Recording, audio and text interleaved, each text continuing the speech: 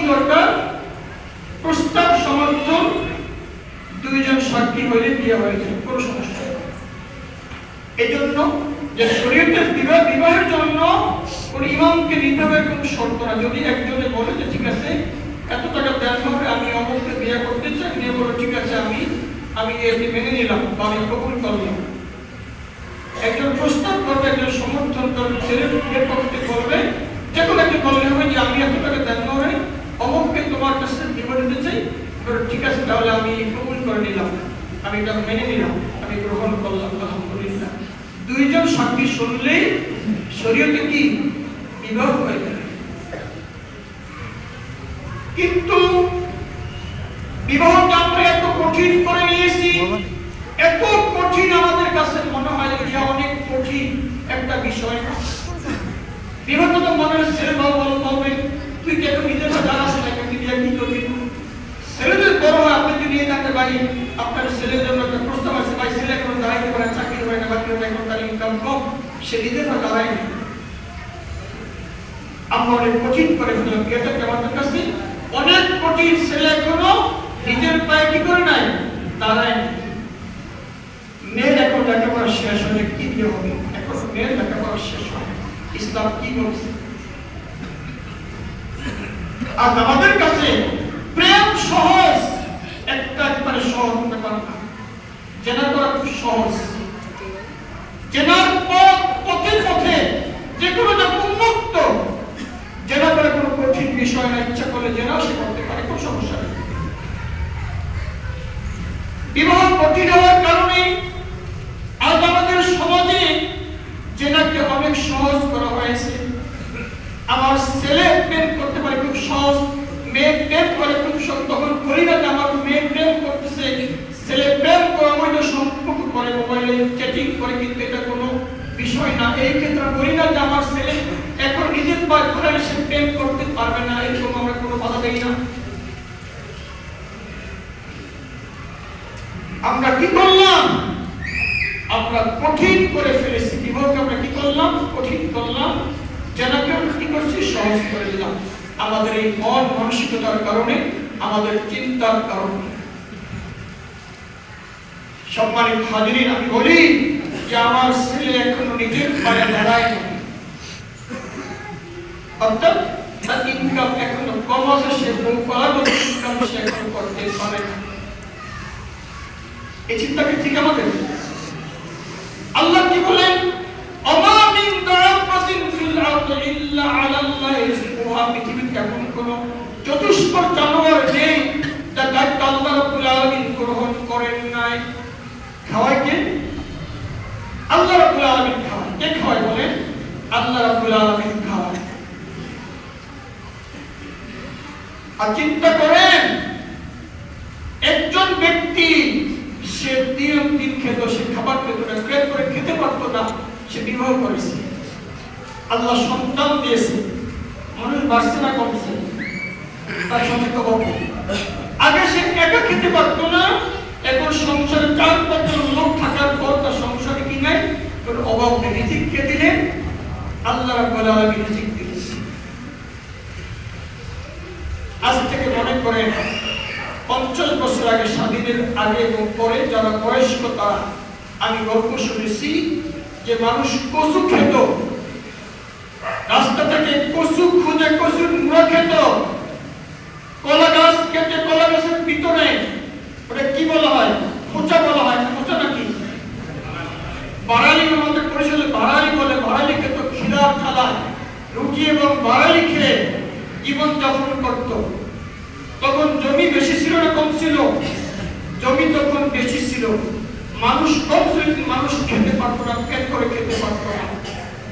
এখন মানুষ বৃদ্ধির কারণে মাঠের জমি কমে গিয়েছে, মানুষ বড় বড় বিল্ডিং দেখতেছে, কিন্তু মানুষ আস্তে আস্তে মানুষ বাড়তেছে, পৃথিবী উন্নত হচ্ছে। কারণ কি? আল্লাহ একজন মানুষ পৃথিবী পাঠান 40 বছর আগে রিজিক পাঠিয়ে দেন। একটা মানুষ পৃথিবীতে আসার 40 বছর আগে আল্লাহ রাব্বুল আলামিন কি করেন? রিজিক দুনিয়াতে পাঠিয়ে দেন।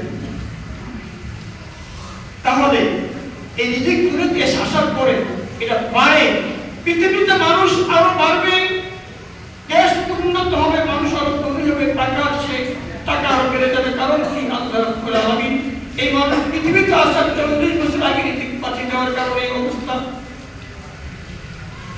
আরো সামনে দেখবেন, এখন যারা কবরে আছে বা আমরা 100 বছর 200 বছর পরে আমার তখন দেখবো যে পৃথিবীটা কি, আমি তখন কি ছিলাম। আসছে 100 বছর আগে মানুষ আজকে কবর থেকে উঠিয়ে আসে মরে যাবে, তো এটা কি, এটা কি, এই বিল্ডিং এত কিছু কি কল্পনা মানুষ করে নাই।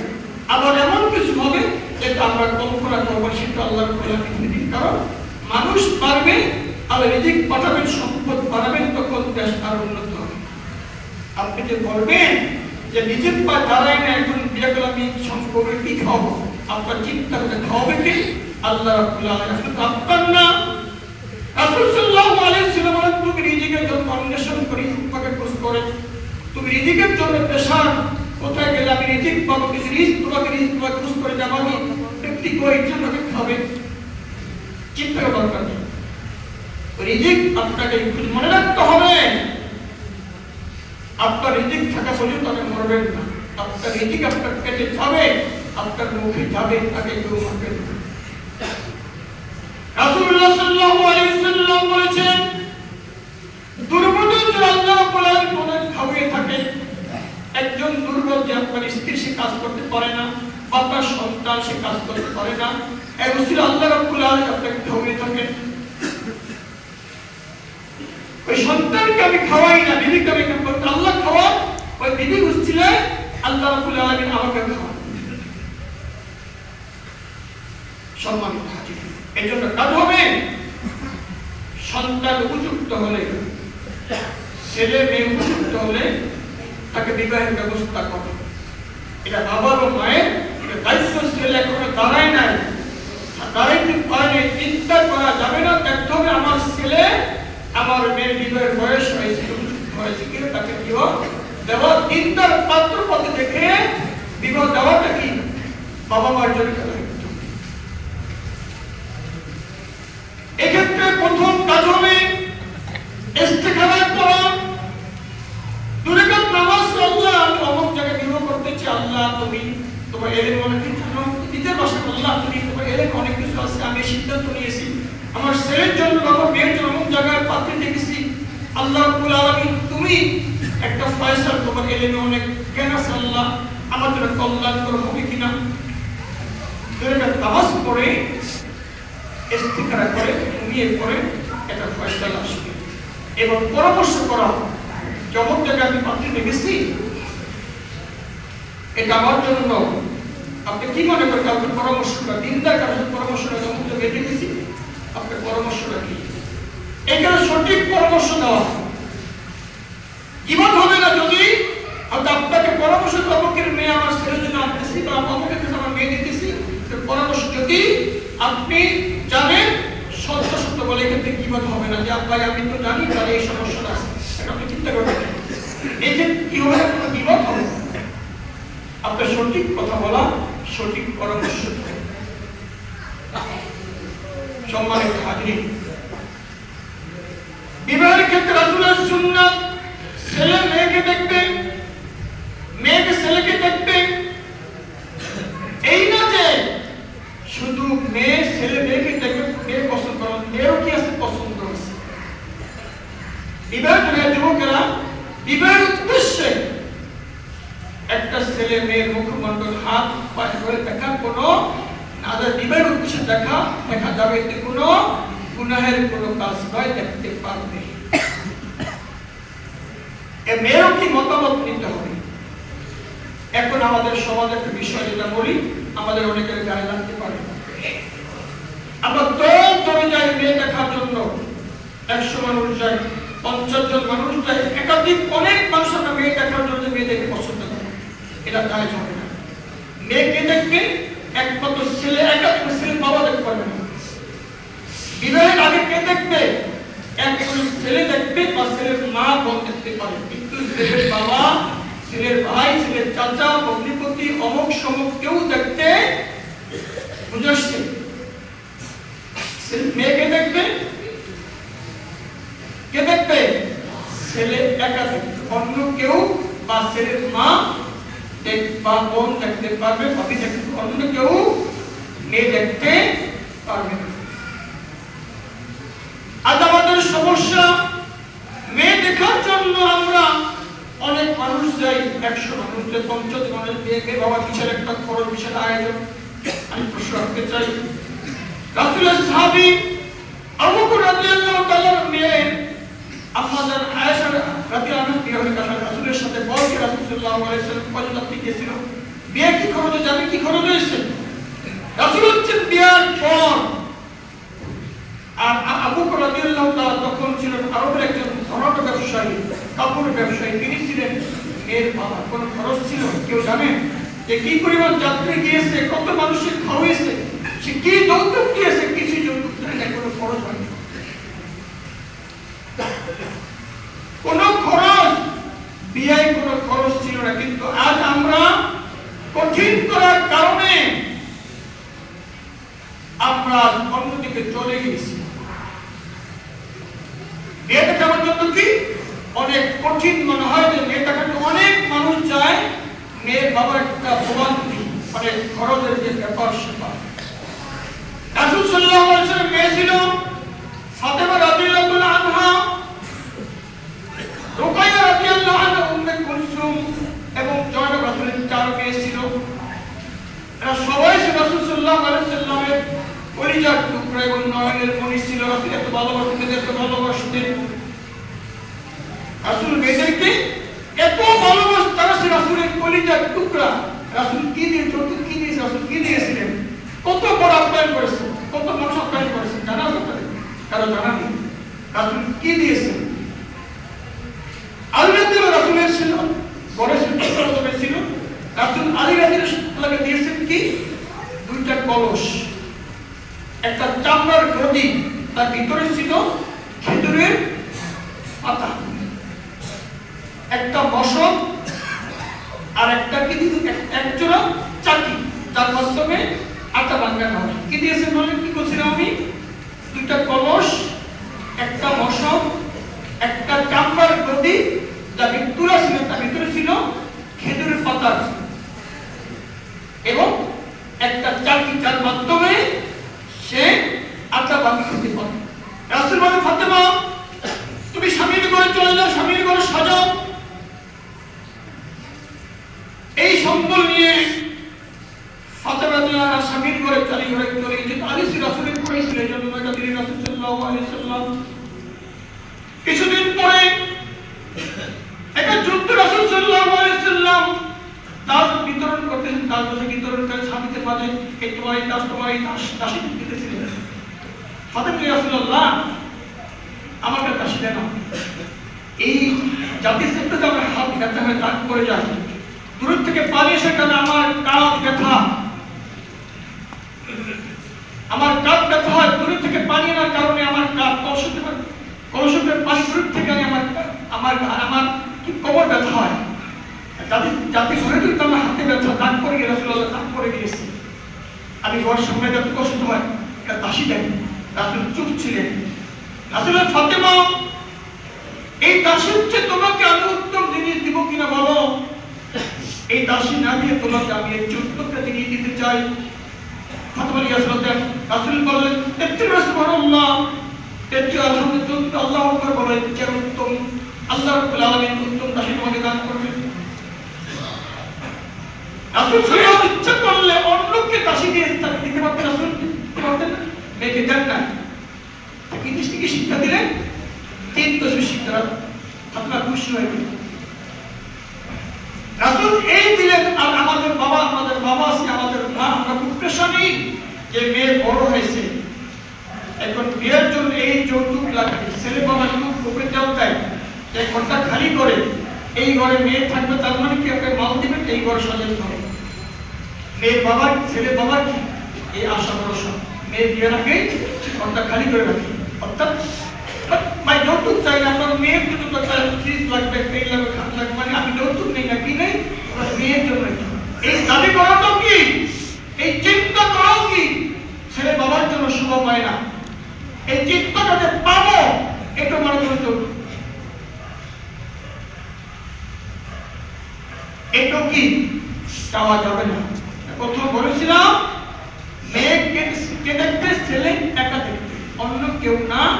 দল বেঁধে যাওয়া, গোষ্ঠী সভা যাওয়া, মেয়ে বাবার খরচ করানো, এটা কিন্তু শরীয়তে এটা গ্রহণযোগ্য না। রাসূল সাল্লাল্লাহু করে, সাহাবারা এটা করেন। এরপরে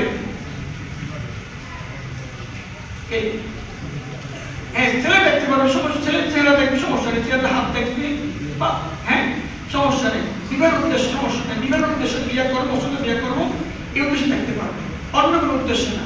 ঠিক আছে বর্ষা করে আসি বা একটু মজা করেছি, এই না, বিবাহের উদ্দেশ্যে দেখতে পারবে। বর্তমান পরিস্থিতি একটা বিষয় যে আমাদের হওয়া দরকার, অনেক বেশি, 10 লাখ 20 লাখ টাকা। এই যে দেন হওয়ার এত বেশি মানিটা কি, উদ্দেশ্যটা কি বলে? যারা সংসার করছেন দেন কি সংসার সুখী আছেন? সুখী আছি না আমরা? দেন 10 লাখ কেন করতে, 20 লাখ কেন করতে, 1 কোটি কেন করতে হবে, 5 লাখ কেন দেন হবে? ছেলে যা পারে তাই, ছেলে যা সামর্থ্য আছে দেন তাই হবে। ছেলের সামর্থ্য অনুসারে আমরা চাই দোয়া যে আমাদের সংসারটা সুখের হোক। সংসার অশান্তি হলে এই তোরা জন্মের মানিটা কি, তার কি ফায়দা হবে, কি লাভ হবে? মূল কথা হলো, আমি যখন ছেলের পক্ষে কোনো বিয়ে যাই তখন চিন্তা করি জন্মর কম হবে।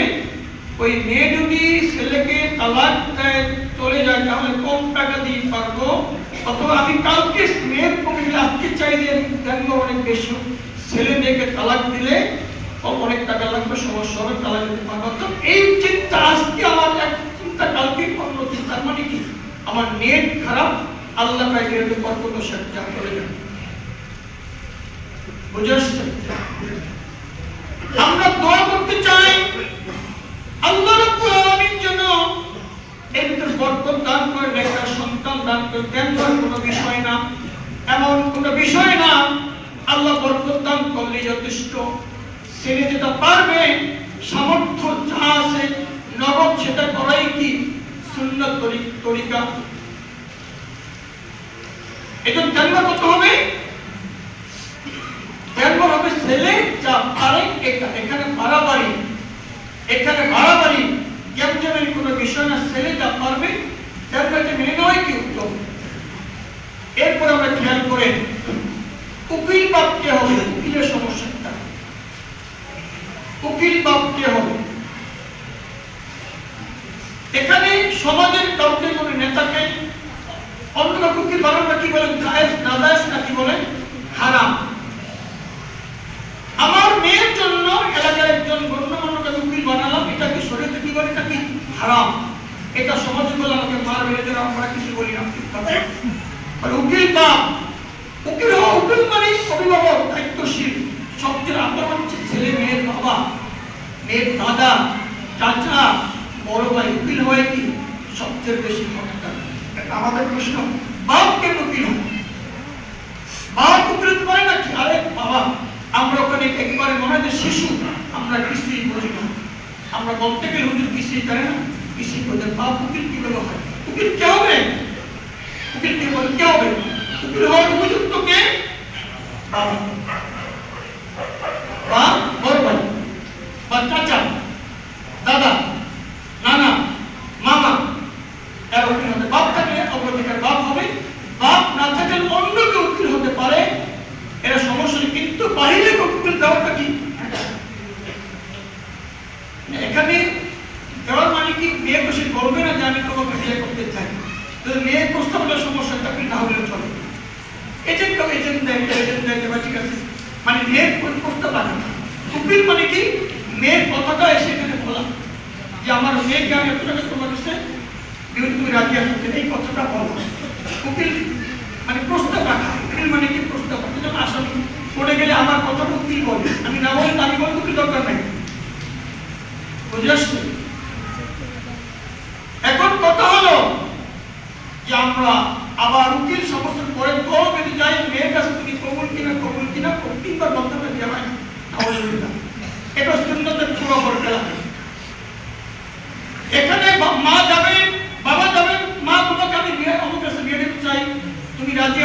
বাবা শুনলে যথেষ্ট, এখানে সমাজের কারো সাক্ষী উকিলের কারো শোনার কোনো দরকার নেই।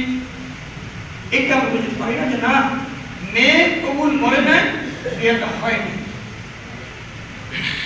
মেয়ের কোনো দরকার আছে? মেয়েটা শুনবে কি?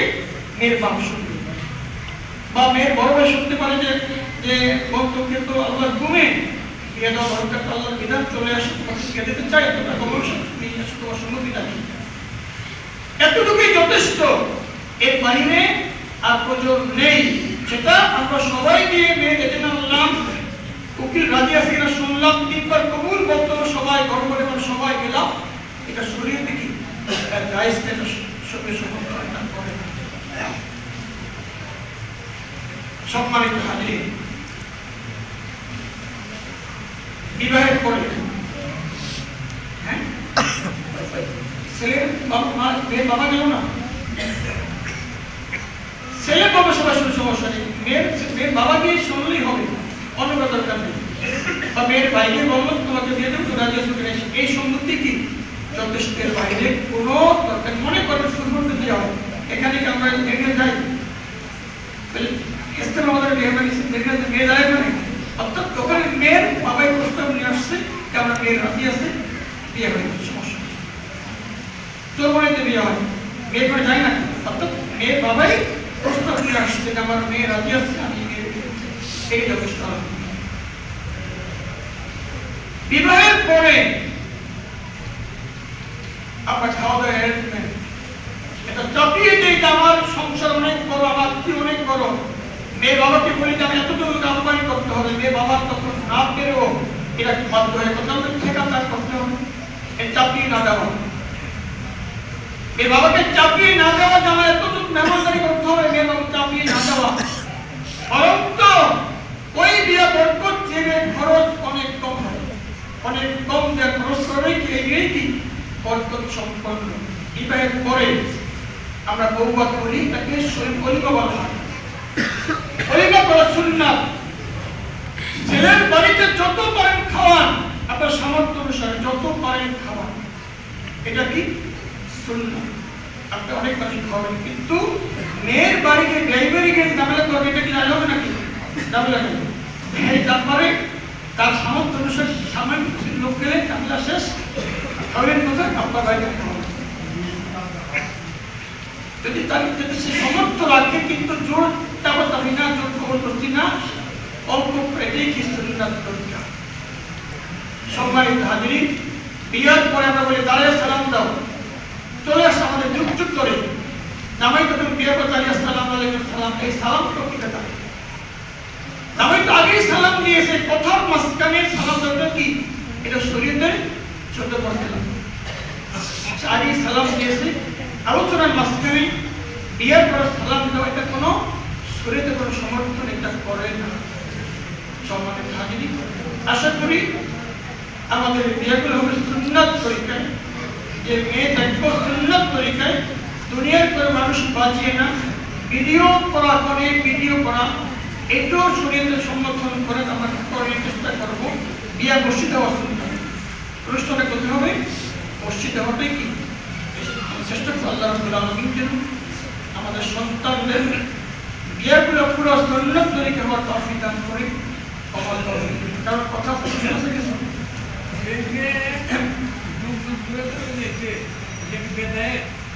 আমি তো আগেই বলেছিলাম যে আমাদের সমস্যা এরকম, যদি কোথাও আমার আলোচনার বাইরে হয়,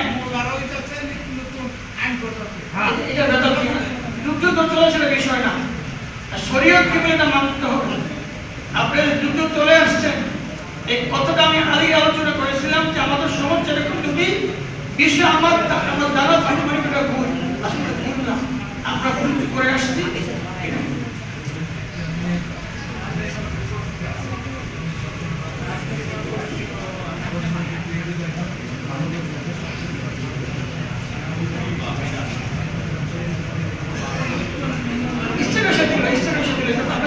আমার বাবার পাশে থাকতে পারবেন, বাবা এমন কোন আশা নেই, মেয়ের বাবা দিলেও ঠিক আছে, এটা কিন্তু সেটা আলাদা কথা, খুশি হয়ে দিলে সমস্যা নেই। আপনি জানা আছে কিছু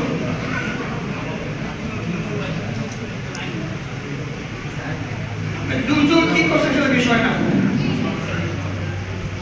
আমরা সকলে দাঁড়িয়ে কথা শুনতে, সকলে দাঁড়িয়ে